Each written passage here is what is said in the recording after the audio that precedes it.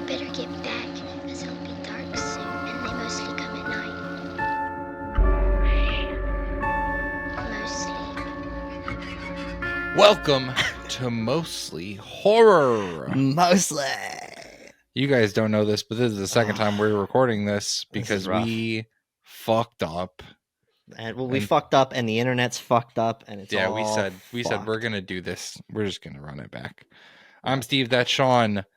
It's time for another episode.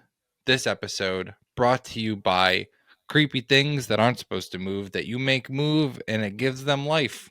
You heard That's that? called stop motion animation. And we're joined this week by Robert Morgan. Yup.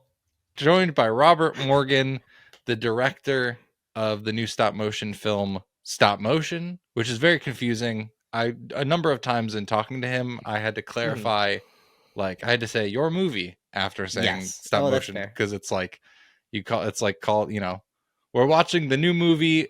Like it's hard to the new animated movie animated movie. Yeah, exactly. It's really hard to do that, but we talked about this in a couple episodes ago. I think it was right after interviewing Andrew Cumming, who did Out of Darkness, but just rolling through good new independent horror this year. Yeah, man. Stop motion is another in the list of fun independent horror films that we have watched, and excited to just have them keep coming.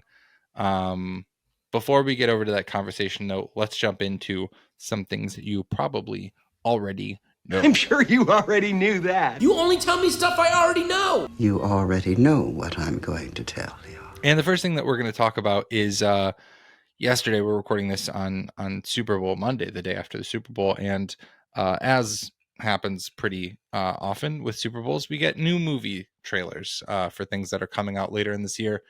And the first thing we wanted to talk about is a sequel that we mentioned probably weeks and weeks ago now. But we finally got the trailer for Twisters, the sequel to the 1996 film Twister, which again is mostly horror. It's a disaster movie. To a certain extent, action disaster movie, obviously. But this one, directed by Lee Isaac Chung, who did the A24 film Minari a couple years ago. Wonderful, poignant film. Has Glenn Powell, Daisy Edgar Jones, Anthony Ramos, Kiernan Shipka, who plays Sabrina in The Chilling Adventures of Sabrina. So watch the trailer. There's tornadoes. It looks exciting. And it makes me want to watch Twister again. Yeah, so I did a rewatch. We probably talked about this when we talked about it before, but I did a rewatch within the past year, and that was the first time rewatching the original Twister in years. But growing up, Twister was a movie that if it was on TV, my mom did not change the channel, so I've seen that movie a lot. And it's definitely mostly horror. I would say it's like natural disaster thriller. I guess most natural disaster movies kind of fall into the thriller They're category. mostly, yeah. But yeah, dude, that movie used to scare the shit out of me. Specifically, the scene at like the beginning when she's a little girl and her dad's trying to keep the well house like door shut, and the cellar door shut, and it just gets ripped open and he flies away. It used to scare the piss out of me. So I've been afraid of tornadoes since I was a kid. Tornadoes, I do not mess with. Storms in general, I do not mess with. So that's disaster movies. I love disaster movies, but like I like them when they're unbelievable. Sure, like that sort of like Moonfall. But when they get like Twister, it's just too real, you know? Yeah, it's super real. It's something that people face all the time. In fact, maybe we talked about this before when we mentioned early rumors of the movie and whatever. The Green Day, dude. No, what? The Green Day? The day the sky was green? Oh, no. Well, I mean, that's a whole other thing. Yeah. We had I'm sure we could talk about that. It's, here, I'll come back to that in a second. But what I was going to say was that tornado, because of climate change, I don't know if you've seen this, but like the graph showing that like Tornado Alley in America specifically, like getting moved up. Like Detroit, like the lower parts of Michigan are at the edges of like Tornado Alley now. Interesting.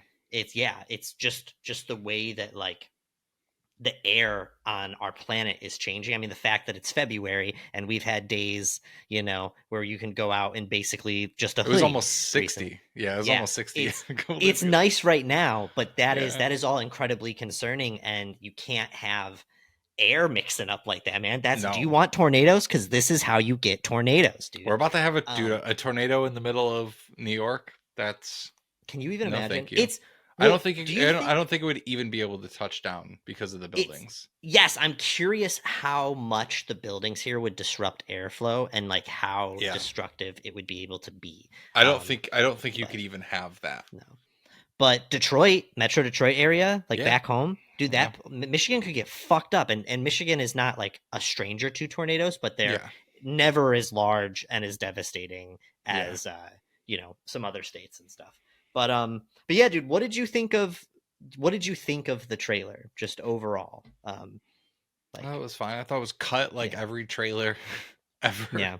It's every movie is cut the same. The trailers are all the same. And Yeah. that's why I'm just like, all right, it's tornadoes. And so because the movies are all the same. Yeah. They all have like the same, like it's so formulaic. I will say I'm interested enough to see it. And I don't think that the like visual effects look bad.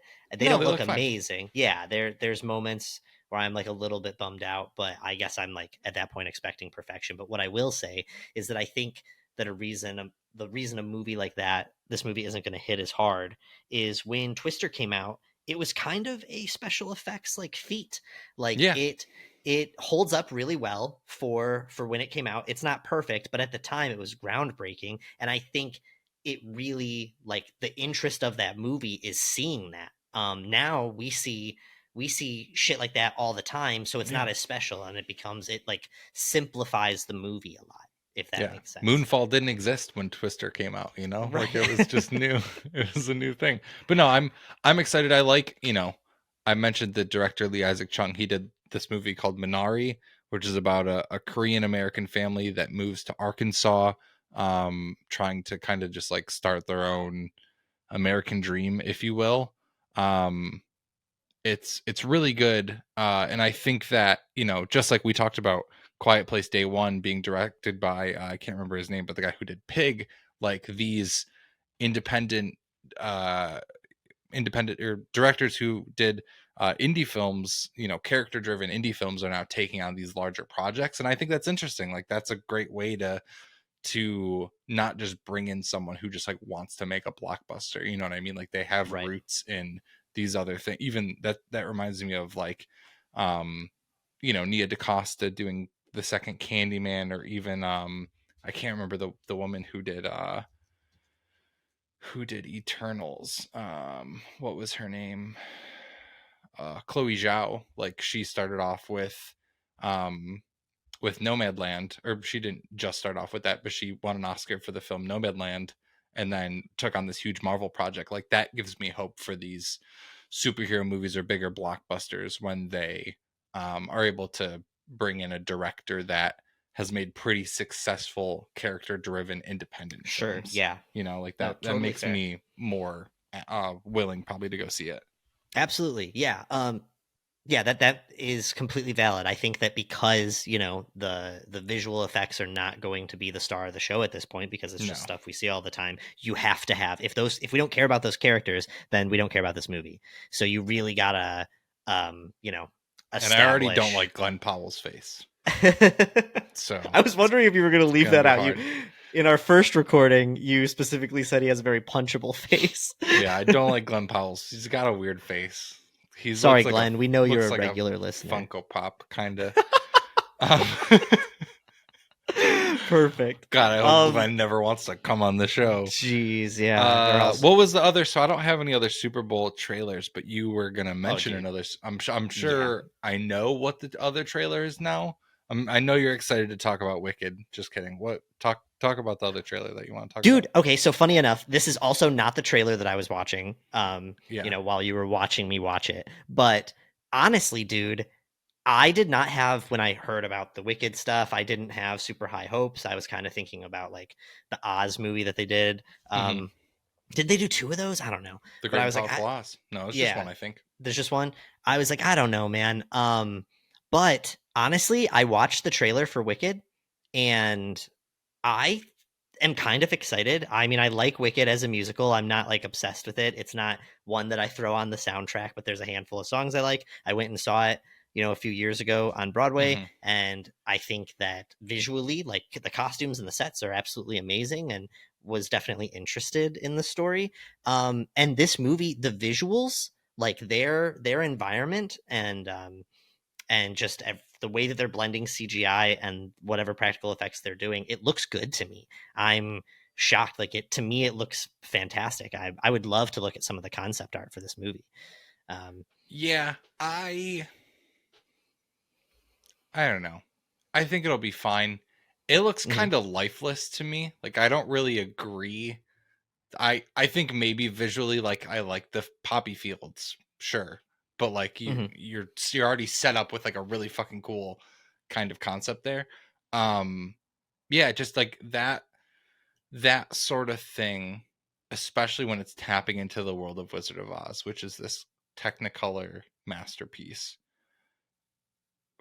I think it has the same problems that Oz the Great and Powerful does, where you are re-entering this world, and even Alice in Wonderland, to be honest with you, even though I still enjoy that first movie, but you're entering into this world that has such a magic to the way it looks, and when you completely CGI-ify it, and I know you can't go to Oz, but when you completely CGI-ify it, it just takes a lot of the life away for me. So I don't know. I will see it. I will possibly enjoy it because I like musicals. But yeah, I was kind of like, I watched it and I was like, man, Jeff Goldblum as the wizard is the one main takeaway for me. I love that. I didn't even realize that was him. He It's looks Jeff- so he Jeff didn't feel Goldblum. like he was being as goofy in the He didn't do a little lot, clip that I saw. But I agree. Yeah. I kind of like that. No, I like him not to like Jeff Goldblum the shit out of it. I like him as like, I'm down for him to do the role, but without him being Jeff Goldblum being the wizard, Yeah. like just be the wizard. Agree. I'm excited but, to see Ethan Slater and see why Ariana Grande left her boyfriend and Ethan Slater left his wife for Ariana Grande. I'm curious to see what is he gonna, I don't know. This is the guy. Fair Sean, enough. do you know the T, Sean? He's SpongeBob, right? And He's fucking SpongeBob.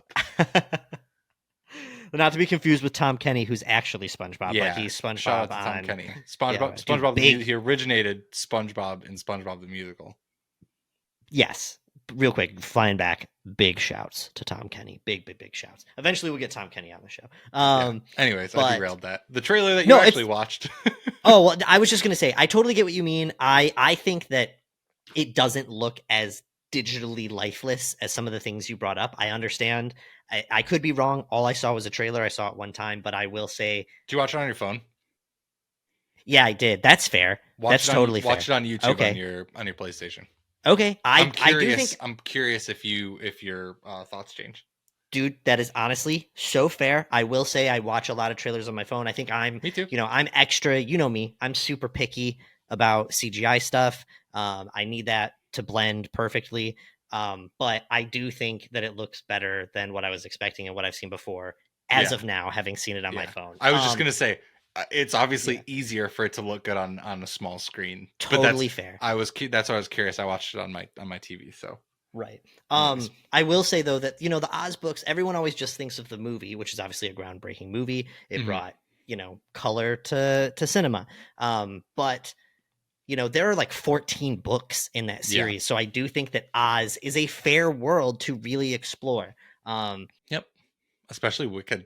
Like exactly. That portion of the story that they've popularized. Like, yes, it is huge.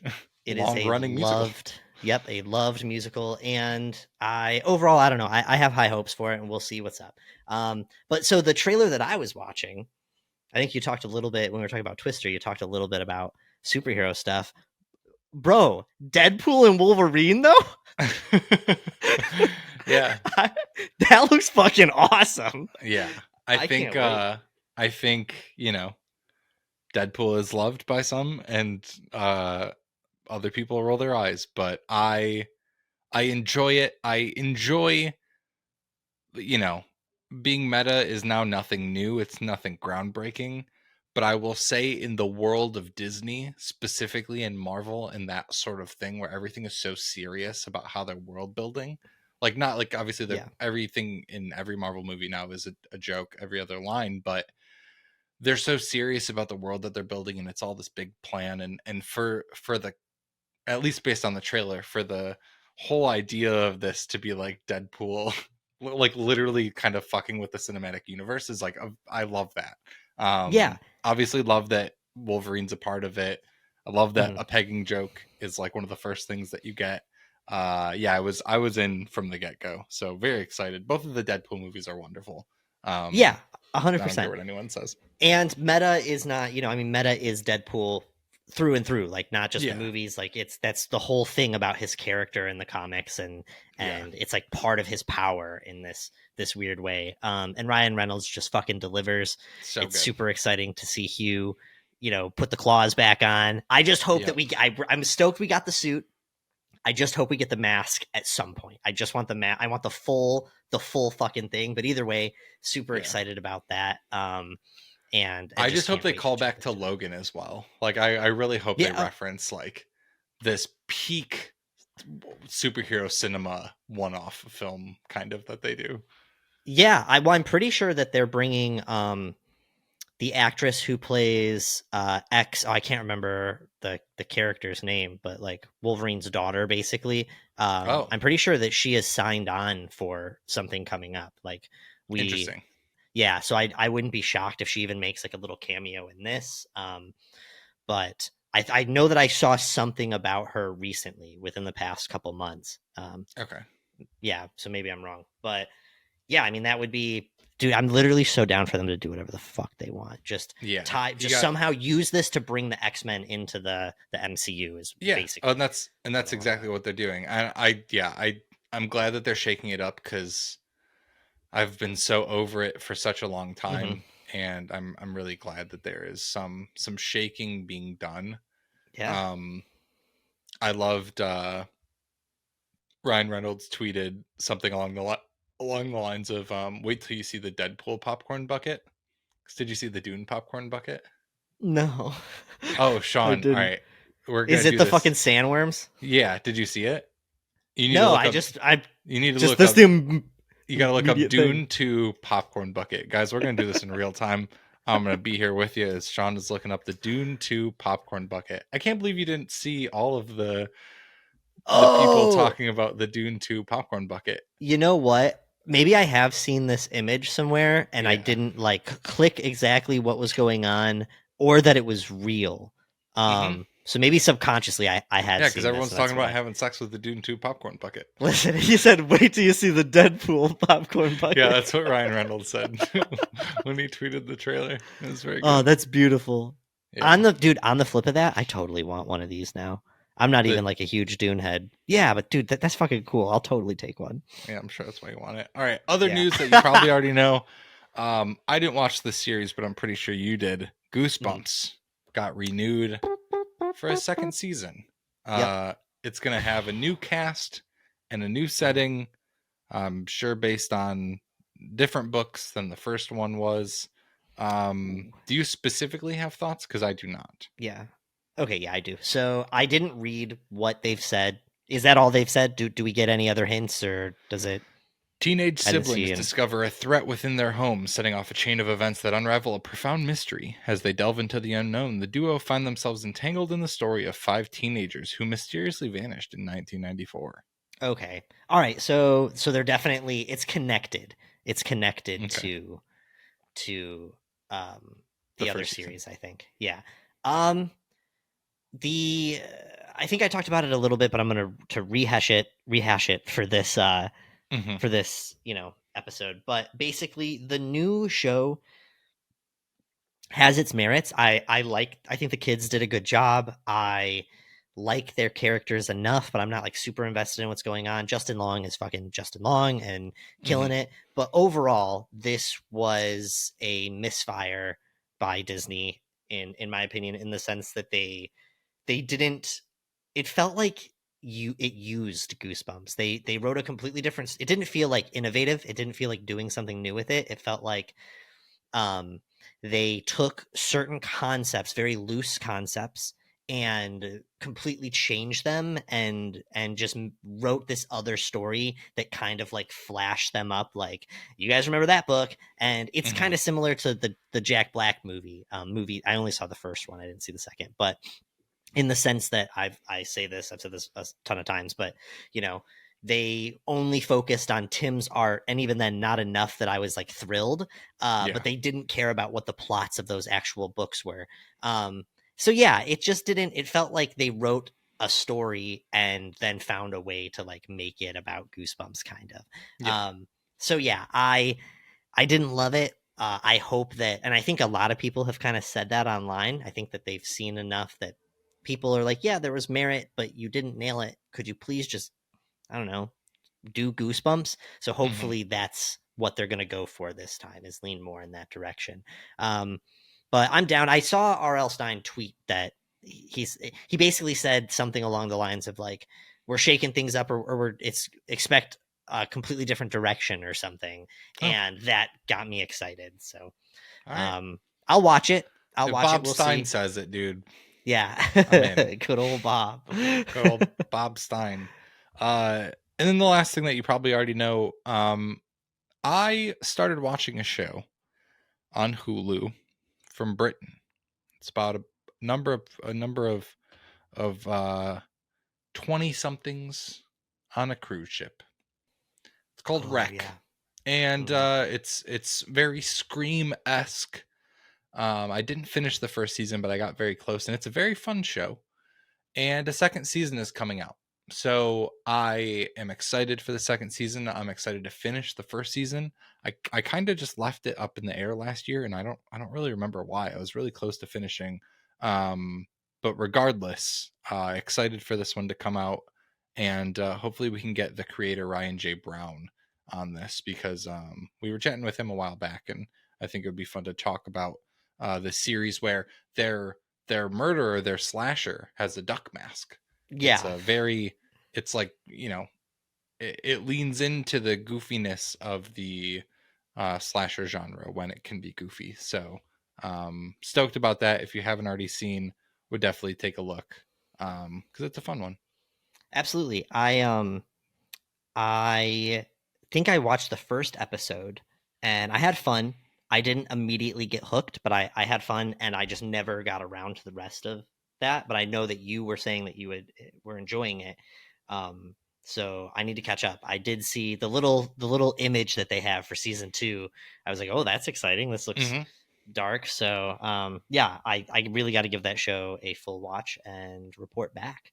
It's a good one. I have one more other little thing. Give it to me. I don't know that this falls into, you guys probably already know, because I do think that this is not. No one knows this. I don't know. I don't think that it's at the forefront of the conversation at the moment. But did you see or hear about the movie The Piper? I bring it up for a specific reason. No, if it's anything like if it's like Winnie the Pooh, Sean, I don't even want to hear it. Okay. No, I don't think so. No, it's. I was so worried, dude. No, I mean, I was thinking Peter Pan, which they're already doing. The fucking people who are dismantling the establishment of Winnie the Pooh are what's The Piper, Sean? So I mean, The Piper is, it's a movie that is taking a lot of inspiration from the Pied Piper. I bring this up and find it interesting for us because, one of the earlier things in our friendship was Hamelin. We talked about that briefly, I think, when we had Mick Davis on. Yeah. With Mick. But yeah, it's a movie. It's the synopsis that I'm reading on Bloody Disgusting in an article by John Squires. Bloody Disgusting. Gus, Bloody Disgusting. Fucking gross. We should just call it fuckinggross.com. I would not type that into the address bar. Oh yeah, wow. I might have to check out fuckinggross.com after. No. That's not an ad. A young We're really branching out with who we're getting endorsements by lately, guys. The Piper, a young composer, is given the opportunity of a lifetime when she is tasked with finishing her late mentor's concerto. She soon discovers Concerto. concerto. I've never fucking, I was in band for years and I did not know That that word word. didn't exist until today. Yeah, straight up. You made that up. I don't believe you. She's concerto. That sounds better. That's a stupid way to spell that. She soon discovers that playing the music summons deadly consequences, leading her to uncover the disturbing origins of the melody and the evil force it has awakened. The Pied Piper. It looks goofy. But it doesn't look like it looks like it hasn't like it's not completely like joking around with itself. Like there's an air of seriousness to it. Okay. And I'm not putting it out here saying that it's going to be some groundbreaking whatever, but frankly it looks kind of fun and I'm gonna see it. I'm gonna watch it. Interesting. And I yeah. I actually did see that article because it's one of the last Julian Sands roles. Yes. Who wasn't a big actor to me personally. He played Warlock in the film Warlock 1989, but he's the actor who passed away. I believe he was lost while hiking about a year ago. Yep. And either didn't have enough water or whatever it may have been. It's well, so they really quick. So Warlock is a cult classic. Like it has this cult following. There are definitely people that love that movie. And yeah, I was reading a little bit on that. He was hiking, and weeks had gone by. They weren't able to find him, and they were pretty much just accepting that they weren't going to find him. And then I think like 4 months later, they ended up finding some human remains and were able to positively identify them to him, but with the condition that they were in, there was no way to determine exact cause of death. Right. Right. Not to get too intense for anybody. Small trigger warning, I guess, but like everything from what animals in the weather probably did to him and scattered him about. Yeah, exactly. But that doesn't mean that either of those things were the cause. It could have been anything from a natural thing that he already had going on, a heart attack out there, some injury. I just hope that whatever it was quick and as painless as possible for him. Yeah, definitely. What a way to end things you already know, Sean. Great job bringing that up. On that note, we're going to talk about something even darker than that, which is the film Stopmotion. Sean has thoughts. I'm going to let Sean say his final thoughts before getting you guys over to our new friend Robert Morgan, the director. Guys, listeners, I need you to go and watch some of Robert Morgan's stop motion shorts. The guy has been making art, making animation since 1994. And he is so unbelievably talented. Yeah, dude, I was 1 when at least the first film of his came out that's on IMDb. I went through and watched everything that's on his IMDb. He is so talented. Truly, like I love stop motion in general. There's so many styles of doing it. He's so fluid. It's some of the most fluid stop motion that I've ever seen, especially in the like recent years. The animation is just amazing. If you're an animation nerd at all, you'll love that alone. But I am warning you, the dude, I mean, this is a huge compliment, Robert. If you're listening to this, the guy is fucked in the head. Everything is so dark. It is so twisted and surreal, and just his stuff is really, really cool. And I can't recommend it enough. And you guys also need to check out the feature length that we are focusing on today, Stop Motion. Go see it. Yeah, go see it. I wish I would have seen this in the theater. Me too. I'm excited that people are going to be able to see it in the theater. Fun stuff. Yeah. On that note, we'll get you guys over to our conversation with Robert Morgan. Stick around for our mostly horror recs of the week.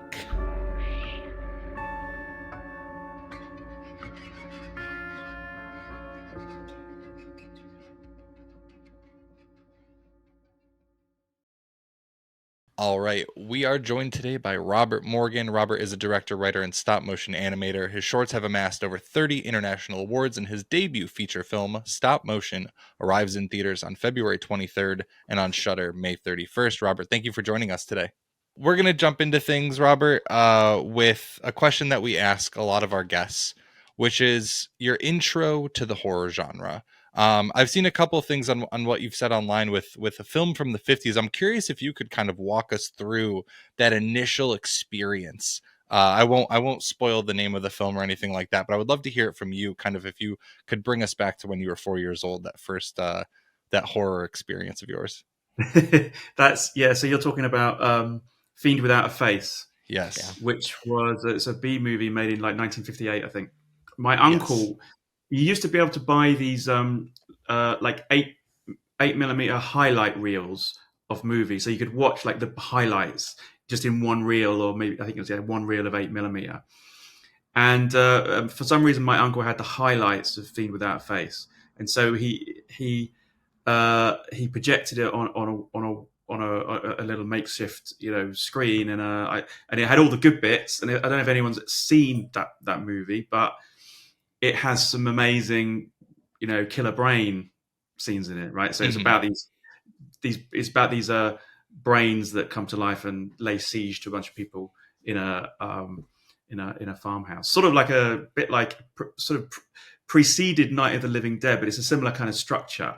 Bunch of people trapped in a farmhouse, except instead of zombies, it's brains. Got it. Yeah. Okay. It was ahead of its time. But brains, and I didn't know this at the time, but the brains were done through stop motion animation. Okay. And so that was kind of like my first introduction to horror and stop motion animation all at the same time in one bubble. And I suppose that's probably where the genesis of a lot of this stuff comes from. It's just if like my parents found it funny, these brains moving around, but for me it was like horrific. Right. And it was to do with the way, and I didn't know at the time, but there was something about the way that those brains moved that freaked me out. Yeah. And I didn't realize, I didn't put it together until much later. That's stop motion animation, but I knew they were moving differently, somehow. Absolutely. I haven't seen the film. I've immediately put it on my to be watch list. But looking at some of the images for it, I can see the influence. I went through and watched all of your shorts, and I can see the influence even just with like the design and some of the directions that you go. They kind of have these antenna and almost like a spine. I would imagine. I mean, a head with like a wormy body on it. Yes. That image recurs a lot in in a lot of my short films. It's an image that I keep coming back to, and it's got to be from that. That makes so much sense. It's not conscious, but when I see it, and when I saw it at the right age where it would have been embedded into my brain. So. In all the right and wrong ways. Do you remember how long it was until you found out that it was stop motion? Like, because I'm sure at 4 years old you're not like connecting those dots. So was it you're learning about it down the line in school or something along those lines? Yeah, I don't remember when that happened, but it would have been years later when I think, because I remember it. I always, it's one of those things where I never knew what it was called. Yeah, because my parents would call it the Flying Brains movie, so I never knew what it was actually called. So it took me a long time to find it again. When I was a bit older, probably when I was a teenager, I thought, what is that called? And I ended up, I can't remember how I found it, but I think at one point it ended up being shown on TV, on British TV, the full film. So I ended up watching it like again, and then I realized what it was. It was stop motion, but also I didn't realize there was like a whole other story. It was actually quite boring when I watched it. What was the highlights? Story. It's not just all the good bits. It's like you've got to go through this quite, the story in order to get to the good bits. So That's something we've been exploring a lot recently on our past episodes.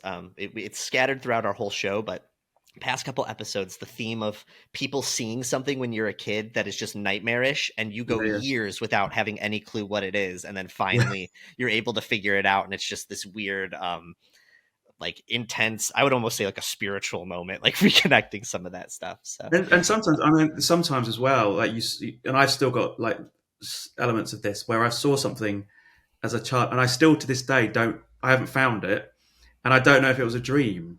You know, it may have just been a dream. I saw a film. I have a memory of being off from school, sick, and there was a movie on BBC Two, and it was like a Busby Berkeley style musical. And at a certain point, the guy who was like a sort of like a Fred Astaire type character was dancing around, and at a certain with all these dancing girls with their legs kicking. And at a certain point, they kicked his head off, and his head was rolling around, and all the girls were kicking it around, but his head was just laughing hysterically while this was happening. Oh man. Interesting. And I, you know, when IMDb used to have message boards and stuff, I would go on there going, "Has anyone seen this film? Did I dream it, or what is it?" You know, no one knew what I was talking about. So I still, if anyone out there, if I didn't dream that, let me know. Because we're gonna tap into social. We're gonna tap into social media and have them help with this, because we gotta find it for you. Yeah, we just had a clip just like this get like 200,000 something views. So we got you. We'll email you soon with the answer. Yeah, we'll let you know. well, not Robert. I mean, I might. Maybe it's a dream, but we'll try. We'll do our best. We'll try. No, Robert, I'm curious. You know, obviously you have this affinity for stop motion, and everything that you make it has this wonderful air to it because of your passion for this style of filmmaking. I'm curious.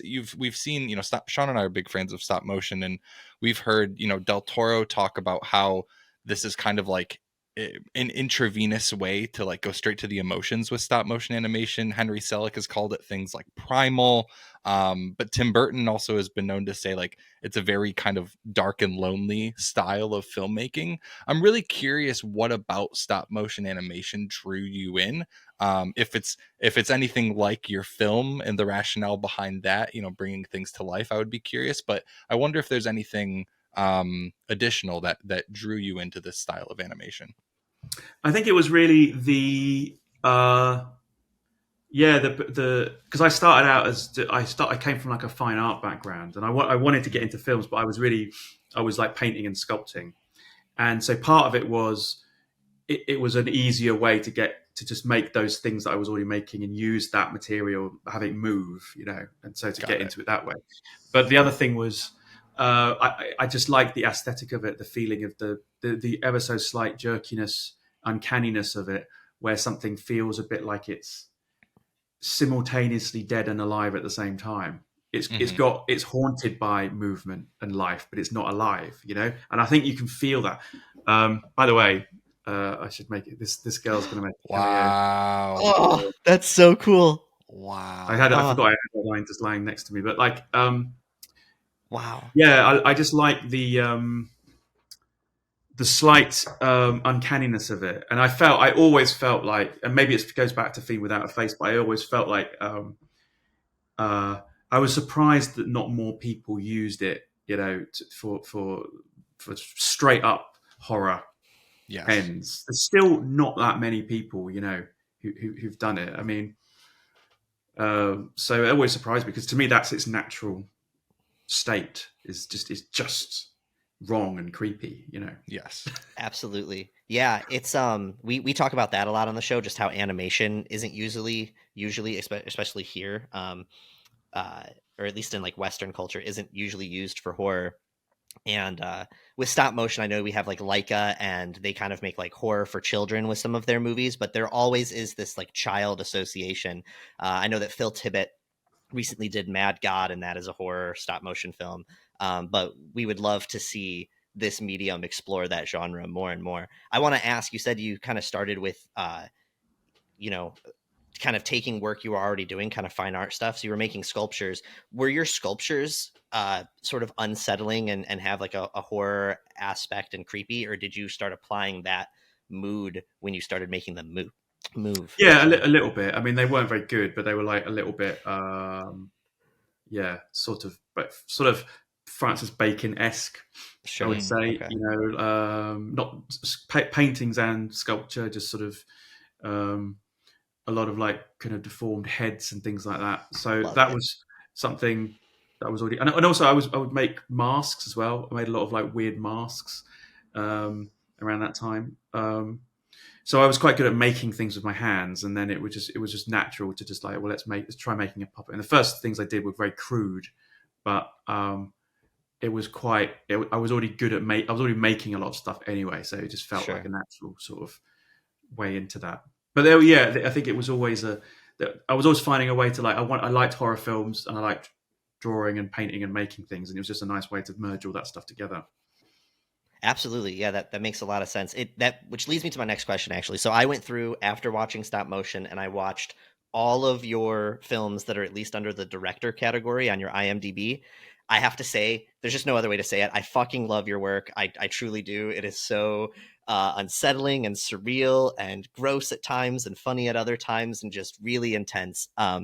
So just got to say that. And I actually think I went to school for animation, and I think I was shown a cat with hands at some point in a class. Right. It seems really familiar, but I could be wrong.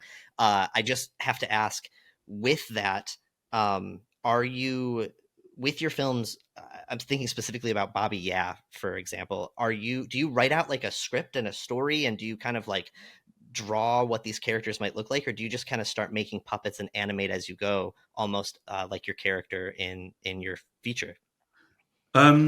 It depends on the story. So the Cat with Hands was written first as a script, and then made in the more traditional way. But Bobby Yeah, in particular, was done much more like the film within the film in stop motion. In fact, that was actually this part of the inspiration for stop motion. Was I had the sensation when I was making Bobby Yeah that it took on a life of its own, and it had its own consciousness, and I was not really controlling it. It was telling me what it wanted to be, and not the other way around. So it was doing what it wanted. I just had to kind of keep up with it, and it was making demands of me.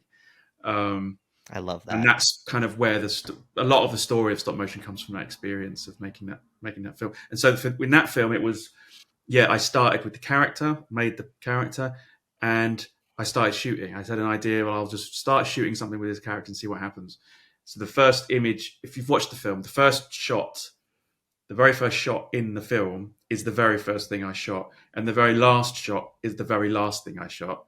Wow. And everything in between was done in sequential order with no scripts, no storyboard. I would just shoot a bit, watch it back, and then go, right, what happens next? And it would just be telling me it does this next, So I would just follow it. And so it is like a sort of summoning of some kind of occult power. Yeah, wow. And especially, we always encourage our listeners to go and watch everything that we're talking about, before our conversations. So to the people that did their homework, I think you can see that, like, that power that's behind that. That is so nuts. And it's still, when I watch it, I still don't quite know what it is. Yeah, it's just coming out, and it's like, I don't know. It wanted to be that, so that's what I did, and that's it.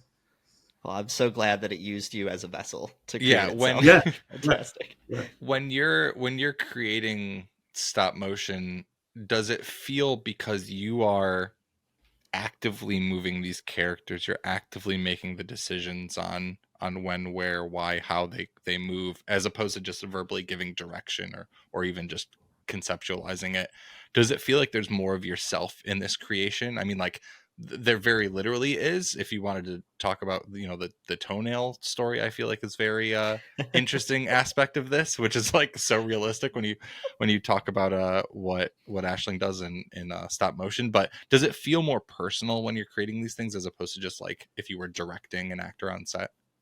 No, strangely no, because of what I was already saying. It's the weird thing where you start animating a character, and the character starts telling you what it wants to be. I know some animators. I've got friends who work at Leica, for example, mm-hmm. and I know that's it's like you get a dope. You break things down. You know exactly what you're going to shoot, and there's timings and things like that, and animatics, mm-hmm. and all that stuff. And I never work like that, because I like the idea of not quite knowing what's going to happen. So for me, it's like you start animating a character, and I might, for example, I might say, right, this character's going to move. We're going to walk into a room and go and sit down on a chair. You start doing it, and at halfway through, it's just feeling like that's not what it's doing. It's doing something else. It's actually looking over there, and it's going in that direction. And that is a strange phenomenon that happens with me. It's just like, okay, and then because if you don't follow that, it looks shit. It just doesn't you mess up the animation. So it's like, oh, that's actually going that way. Okay, you have to follow it, otherwise it's bad animation. It doesn't. You have to sort of go, go with it. Yeah. And so it's always surprising. It just goes in different directions that you weren't. And so you always do have this sensation, at least I do anyway, that it's doing its own thing. Yeah. Wow. And I think it's evident, and it makes these characters have a life to them that I feel like they normally wouldn't have, especially when they're so, they may not look like, using Leica as an example, they don't look like normal things, or they don't look like normal people or animals or whatever it may be, but they still have this life to them. So I mean, you've told us about kind of the genesis of your film Stop Motion and the reason behind coming from Bobby. Yeah. Was there anything else that kind of led you to feel like, it's time to finally make that feature film? Because you've done a lot of very successful shorts, and it's obviously it would seem like a better ground for stop motion animation because it takes less time in an animation form that takes a lot of time to create. Was there something that led you to finally want to make this feature length film? I think really I'd wanted to make a feature film for ages, really. I just thought I wanted to work on that bigger canvas and tell a longer story. And the other thing that triggered the film was I just thought it would be fascinating to make a film about a stop motion animator, because I'd never seen that before. I'd never seen that depicted as like a vocation of something that people do. Mm-hmm. So I thought to make a character piece about a stop motion animator, felt like something interesting to me, and I thought that would be an interesting, and it would make a good subject for a horror film, a psychological horror film, and to take that sort of archetype portrait artist story, and do it within the context of a stop motion animator. I thought that's quite novel, and I'd never seen that. So that was also the sort of the engine that sort of drove it. Yeah. You also get to see this aspect that you're kind of like teaching the audience in a certain way, like I now know the term armature, and I feel like I didn't know that before. And that's, I learned as well as was, disconcerted for quite some time in the movie, which is wonderful as a horror fan. So sorry, Sean. No, you're good. It's that's super fair. In writing down, you said kind of this tortured artist. I was writing down just like themes and stuff that I saw, at least that resonated with me in the movie. And one of the main things that this movie feels like it's about is this, artist confrontation with themselves and their art, kind of through their art. And your story specifically has this spin of like kind of living in a parent's shadow. And I just wonder, of these kinds of themes, how personal was this for you, and this kind of like struggle and the loneliness that she sorts of creates for herself and stuff like that? Yeah, I mean, my parents aren't creative, so that part is just fictional. I mean, They are creative, but they're not like artists, Mm-hmm. But it was more about it was more like a narrative thing about the idea that it's somebody who doesn't believe they are creative discovering that they're creative, and the reason they don't believe it is because it's been squashed down, and that maybe there is something inside them they feel, but they don't quite know what it is. And the film, as much as anything, is about Ella discovering her creative voice. But discovering that's not necessarily, a good thing. Yeah, right. Yeah, the evils that come from within. It's like an unleashing. The first half of the film, I would say, is about her struggling to find that voice, and the second half of the film is about her struggling to control the voice. And wow. And I think that the I've certainly had, and I think probably most creative people have had that, the sense of self-doubt and feeling like you don't have it in you and all that kind of stuff. So that's personal. And I thought it would be nice to explore that a little bit, to have a character who feels like they need somebody to give her ideas, that doesn't believe that she does stuff. It's also yeah.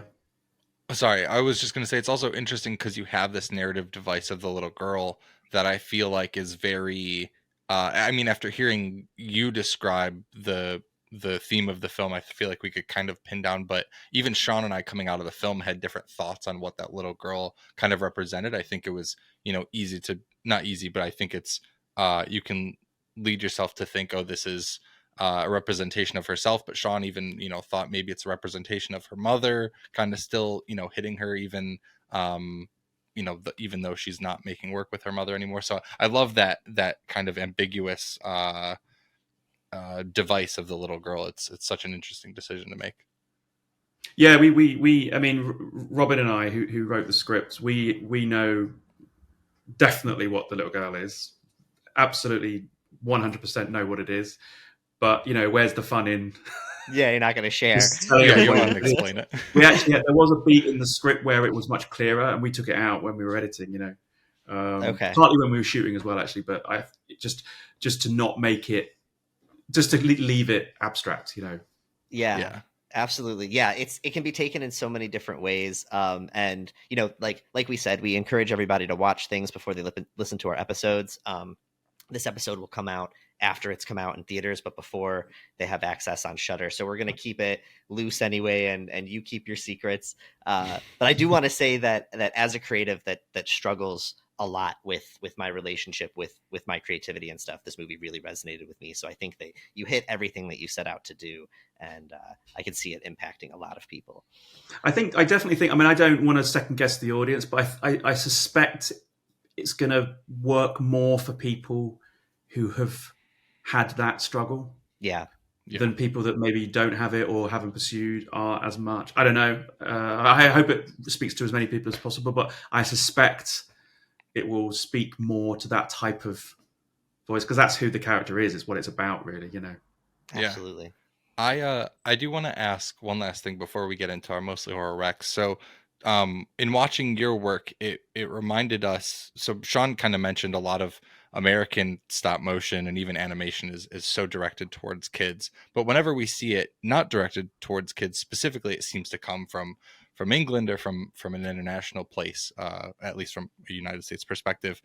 Your work reminded us of David Firth, who's also from England, and makes this kind of dark animation style. I'm curious if you feel like, maybe in England you guys have a different approach to animation or stories for kids, or like what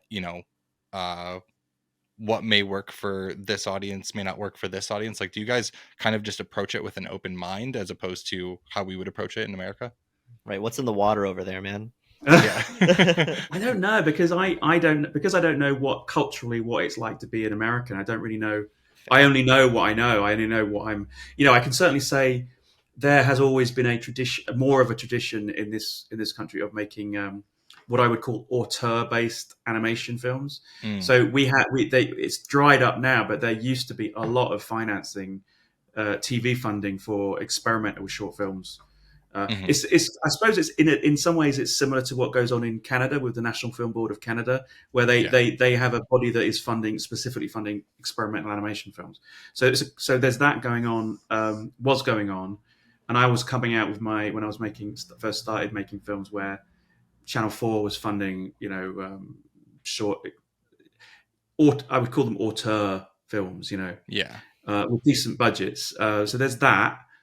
I think there's also I don't know. There's just a lot of kids' TV shows that are just really fucked up, and Yes. in the 70s traumatized an entire generation. I mean, I could go on about TV shows and stuff that I saw when I was a kid. There's tons of them, that were absolutely terrifying. And I'm sure that's probably true of many cultures, though. But that's definitely shaped me a lot, I think. That's another thing that we talk about so much on this show, is just how it doesn't seem like, at least here, many things are willing to scare the kids anymore, and we're kind of like bummed about that. Obviously, we don't want to actually traumatize children, but it seems like a lot of things really pull their punches. I see it in remakes of movies that were much creepier, things like that, and it kind of bums me out, because that's one of my favorite things, is that kind of juxtaposition between a childhood, like innocent sort of piece of art and where it meets creepy and unsettling and stuff like that. Yeah. There's a lot of stuff that's swimming around in my head that sort of sits in that space. Yeah, where it's like and we need it. Yeah. We Make need it. Make Yeah. it happen. Please. Well, Robert, again, we really appreciate the time, and we absolutely loved the film and your work, and are excited for people to see it. Before we let you go, we do want to hit a way that we wrap up all of our conversations with what we call mostly horror recommendations. So normally this would be a horror film and then a non-horror film that you would recommend for the audience. If you want to make them stop motion, obviously we would love to hear your stop motion animation recommendations as well. But whatever you got for us, would love to hear. I'll tell you what, I've been like recently. I've been taking a deep dive into the movies of Jess Franco. You know Jess Franco? I don't believe Not- so. Not Spanish off exploitation, horror, sexploitation Interesting. movies, Okay. right the way from the early '60s, right the way through to about 2000. He made about 180 features. Wow. Just incredible body of work. All kinds of films. Anyway, they're very weird, very an acquired taste, I would say. Okay. For sure. I mean, you might go off and watch the film I'm about to recommend and just think, what the hell is that guy talking about? That's perfect. Drink a glass of wine. So I'm going to recommend A Virgin Among the Living Dead, which is a Okay. Jess Franco movie from the early 70s. I just love that movie. I think it's an absolutely amazing, wonky, psychotronic, oddball, beautiful thing. Interesting. Highly sounds recommend perfect. it. Very weird, dreamlike, strange, coasting on the edge of inept, but somehow reaching poetry. Perfect. I love the film. It's absolutely amazing. I love it. That's a Wow, trapeze what a way to one. describe it. Yeah. Yeah. And then a non-horror film. Oh, actually, I would highly recommend. It's not technically a horror film, but going back to what we were talking about, films to traumatize you. Mhm. There was a TV movie made in Britain in the early 80s called Threads. Have you heard of Threads? That sounds super familiar. Severin did put out a Blu-ray of it, Got it. fairly recently. It's about what happens, hypothetically, what would happen if a nuclear bomb went off in Sheffield in the UK, and it goes into absolutely horrifying detail about what happens. It's one of the most disturbing, nightmarish things you will ever see. I promise you that. Wow. If you like Okay. horror that hurts, that's Right. like Yes.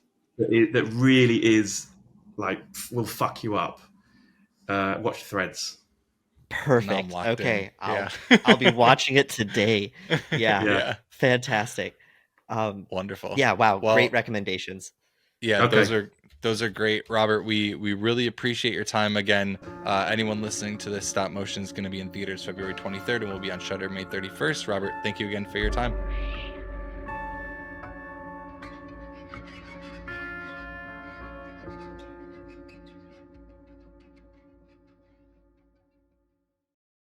Thank you so much to Robert Morgan for hopping on and chatting about stop motion with us. Thank you guys for listening to that conversation. It's now time for our mostly horror recommendations of the week. Sean,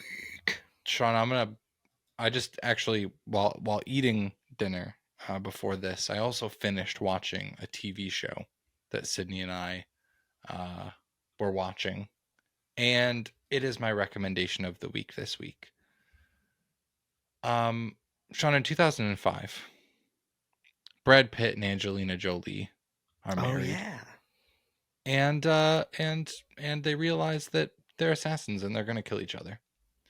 Love it. And I don't know if this is the same thing. I feel like it probably is at least somewhat related to it. But It is in this year of our Lord, this year of our Lord 2024, the guy Childish Gambino creates a show called Mr. and Mrs. Smith. It's on Amazon, and it's absolutely wonderful. It is a spy comedy drama, definitely probably more drama, created by Donald Glover, and then Francesca Sloan is the other person who created this. It's actually I only brought up the 2005 movie kind of as a joke, but so there's a 1996 series called Mr. and Mrs. Smith that this is based off of, and that's what the 2005 movie is based off of as well. But essentially, Donald Glover and Maya Erskine are both spies.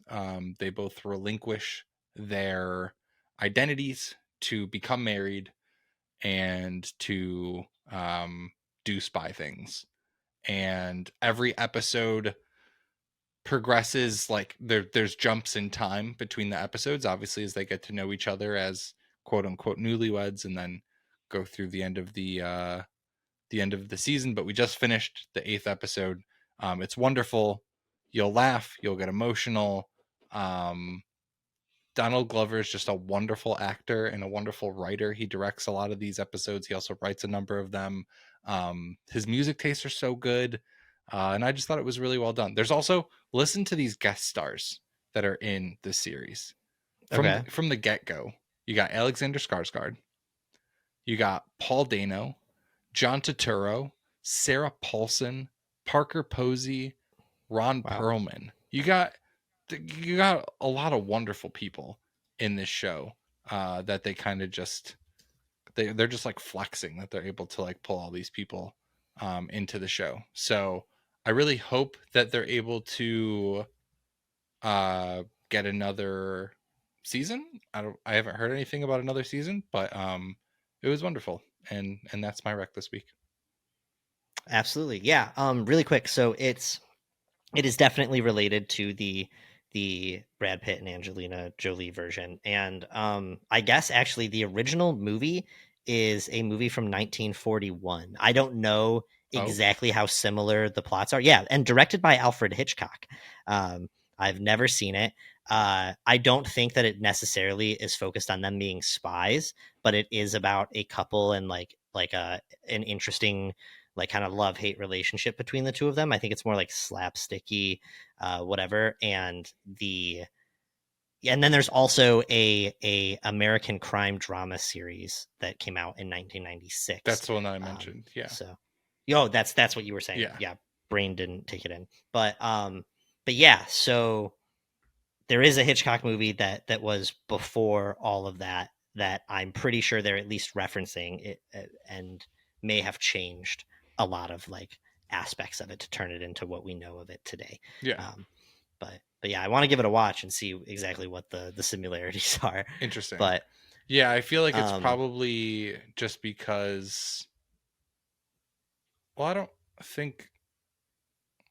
I think that you can take the heart of something and turn it into something like very different. Yeah, but is Hitchcock's Mr. and Mrs. Smith is it them being spies?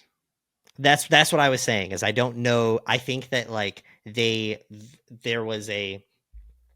took the name and like the heart of their relationship, but gave it a different plot for the. Got it. Like when they revisited it later. I don't know this for 100% sure, but I know that when I'm looking at least on like Wikipedia and stuff, they are relating all of the movies to being like other adaptations. Interesting. Yeah. So I got to look more into that, but I'm sure that the name is at least a reference to this movie if it's not a similar plot. But it's about a couple with an interesting relationship. And I feel like someone might have just been like, well, let's make them spies. Let's do this. Like, yeah. Well, the spies make sense because their names are Jane Smith and John Smith because they take their names away. Of course. But all right. Solid. I have wanted to give that a watch. I will have to check it out. It's good. My recs for how many episodes? Did you 8. say that? 8. Okay. Mm-hmm. I'll give it a watch. My recommendations are kind of light in the sense that last week I recommended a vampire movie in preparation for a guest episode that we did recently, which is we went and hung out with our friends from Camping is Canceled. Yeah. I'm pretty sure that episode is out now. So you guys can go listen to that. Could be wrong. If not, it's coming out soon. You'll see us post about it on socials. You tell us. Yeah. You tell us, man, because you're in the future, man. And we're all the way back here in the way back when. You may already know this. We don't know this. We don't know anything. But yeah, so definitely check that out if you can now, or if you can soon, check it out. But in prepping for that episode, we talk a lot about vampires, and I watched a bunch of vampire movies. Last week, I recommended Vampire's Kiss, Vampire's Kiss. And this week, I'm going to double down on a film I'm sure I've talked about before. I don't know if I've ever officially recommended Underworld. Underworld is the fucking shit. It's the only movie I've seen since the last time we recorded. I love Underworld. Kate Beckinsale kills it and is frankly just smoking hot. And Look at yeah, that stack. dude. Have you seen all of them? No. I bought them Dude, so I could watch them all. I've only seen the first two. Do it. I've seen the first two are the ones I've seen the most, and I've seen Rise of the Lycans like once, but I haven't seen the other. Dude, like, she got two. highlights for Blood Wars. That's crazy. Dude, oh my god. Kate could just beat the shit out of me. But fantastic franchise. If you're into just like the new metal like era of gothic horror action that was happening in the early 2000s, then these are the movies for you. But I also am going to say go watch some of Robert's shorts. You can find them on Vimeo. Really easy. If you just Google Robert Morgan stop motion, you will find links. I specifically recommend that everybody watch Tomorrow I Will Be Dirt and The Separation. Again, you have been warned. These are pretty intense. They are gross. They touch on some really dark things. So, and there's a big uncanny valley aspect. These are creepy things, but they are fantastic. And if you think you can hang, you should go check them out. I like it. All right. All right. Watch Robert Morgan stuff. If you've already watched Robert Morgan stuff because you listened to our warning at the beginning of the episode, let us know what you think. mostlyhorrormovienight@gmail.com. You can also talk to us on Instagram at mostlyhorrorpod. We're also on TikTok and Twitter at mostlyhorror. I am everywhere on all the socials at Steven is Average, and Sean is also on those places at Hypocrite Inc. or Hypocrite.inc. And that's all we got for you this week. We'll catch you next time. Goodbye.